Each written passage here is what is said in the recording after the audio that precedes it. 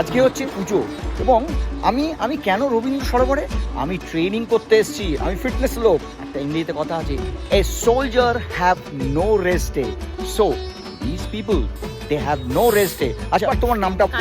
কাজল। আচ্ছা তোমার বাড়িটা কোথায়? আমার বাড়ি ক্যানিং। কত সকালে বেরোলে? আমরা বেরিয়ে তো 5টায়, একটার সময় বেরিয়ে এবার ট্রেন ধরি 6টায়।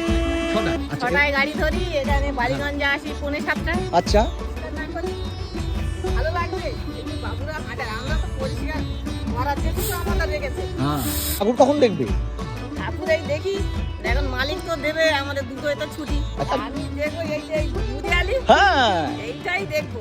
তো ক্যানিং এ কটা পুজো?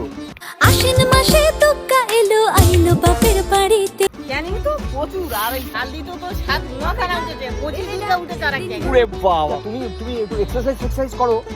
এই তো আমাদের ব্যায়াম, এই যে ছাড়ু।